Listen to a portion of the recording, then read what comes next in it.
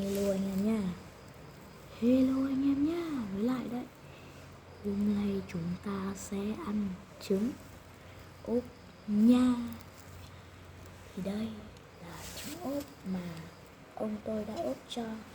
Giờ tôi sẽ thưởng thức nhé.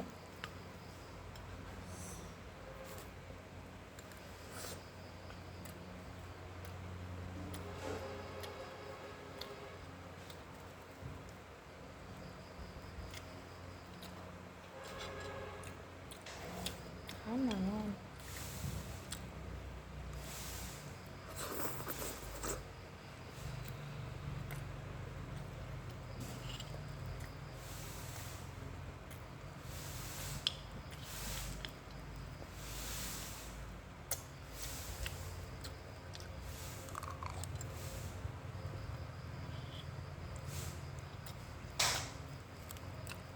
Rất là ngon. Bộ cuốn sách mới ra ấy à, One Piece. Anh sẽ video của tôi ấy, tôi sẽ thưởng cho mọi người một con thẻ sữa cool chớp chớp vội vàng siêu hiếm này nha. Đằng sau có mặt thẻ Uno luôn, siêu hiếm, trên thị trường hiện tại không còn.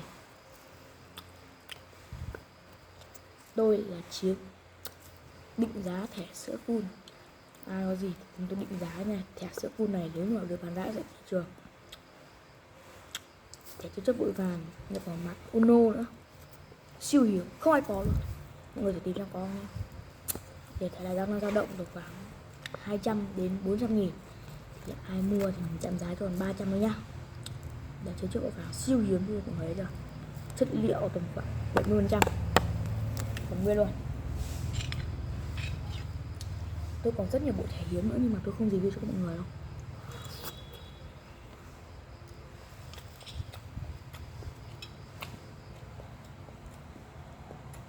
Vừa ăn vừa review. Đến đây, một đồ chơi nữa siêu hiếm luôn, không ai có trên thị trường nữa. Trên thị trường Việt Nam hiện nay không ai còn có robot đồ chơi nữa nha. Đây con này này, đó, đồ chơi siêu hiếm, không ai có, thật luôn. Ở thôn tôi hiện tại thì nó mua của tôi có tầm khoảng 2-3 người có. Nó mua của tôi này, rất đẹp. Con này thì hiện tại đang dao động trên thị trường, không có sản xuất nữa nhé, tầm khoảng 900 đến 1,5 triệu. Em mua không? Tôi giảm giá cho còn 1 triệu thôi. Mà nếu mà giá tính của nó thực ấy thì khoảng một cụ bán 900 mà em mua sale.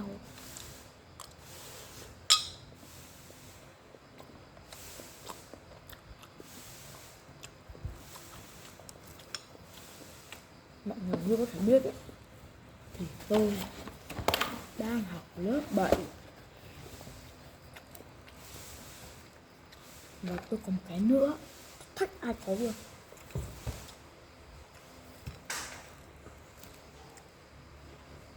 Vỏ lắp quay tím titanium, chất liệu 100%, titanium 100% còn nguyên.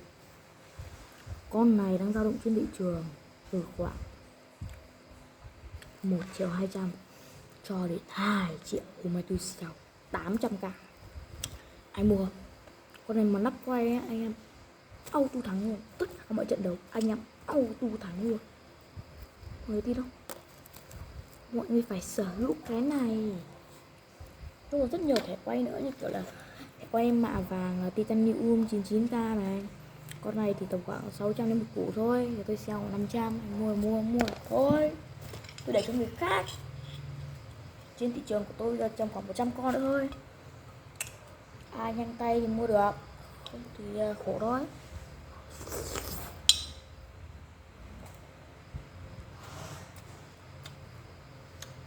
Tôi thì đây, tôi còn con này nữa, bạc, su bạc. Con này là su bạc, chất liệu là titanium, nam châm không dính luôn. Titanium thì thường thường nam châm sắc dính đúng không? Đó là tôi sẽ cho mọi người xem. Đây một khối nam châm như mọi người thấy biết nhá. Đấy. Đấy. Nó không hề dính luôn. Đó, không hề dính vào này ra. Đó, nó sắp định nó dính cái phát luôn. Không dính nha. Thì cái con titanium này là nguyên khối 100% được khắc hình rồng. Con này anh em có thể nắp vào cái đồng hồ thì dao động 5 triệu, 7 triệu. Là titanium là thế là ngon, khuyến mại đúng không? Nhưng mà anh em phải chịu thôi, xóa bên nào đây mà. Tôi bé bé này thôi nhưng mà có rất nhiều các bộ bài hiếm, tôi lấy cho anh em xem nha. Và đây chính là một bộ bài hiếm nhá. Mọi người có thể biết thì cái này nó đời Tống nào rồi chứ. Liệu ai còn không? Tôi thử hỏi toàn thể các anh em xem liệu ai có này không. Đừng bảo là ảnh nha, đừng bảo gì hết, đừng nói gì hết. Kevin of Rider thẻ cực ngon, đang dao động với giá đầy. Đúng chưa? Anh em biết cái này từ bao năm bao nhiêu không? Từ năm 2019 nhé. Ăn bim bim ấy, anh em ăn bim bim ấy thì nó sẽ có tầm khoảng 50% anh em có thể bốc được cái thẻ này. Có gói không? Em hiểu không? Thì rất mắc. Thì mấy con này có giá dao động bằng nhau, 500, 500, 500, nhưng riêng con này là 700 nhé. Thì con đấy là under hiếm, nhưng mà tôi vẫn mở ra được thêm 2 con under. Thủ môn hơi mắc nha, 1 triệu, 1 triệu 2, 700, 500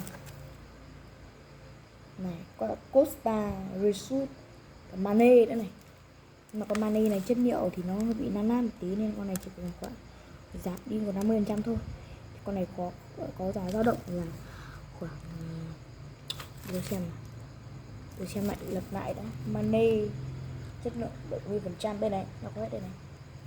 2 củ nha bạn, 2 củ nhá. Con này mà còn nguyên là 5 củ ấy. Costa còn để siêu hiếm luôn. 2 củ này. On Back, thủ môn On Back này là có chỉ giá hơi rẻ, 100k. Con này thì 200. Tôi có cả Coutinho nữa cơ. Đâu rồi mọi người? Này Coutinho, con này Coutinho cả 700 nhá. Thì anh mua không? Tôi bán cho bộ này với giá rẻ là tập 5 củ, đắt 8 củ thì tôi sẽ sell 4 củ 2. 4 củ 2 thì giá không thể tin tưởng được. Thẻ siêu hiếm gần như không ai có. 4 củ 2. Em tin được, điều mà chắc chắn là không xảy ra được, nhưng tôi sẽ sell. Anh nghĩ tôi một thằng ngu đúng không? Đúng, tôi ngu, tôi sell cho anh em những người chưa sở hữu được.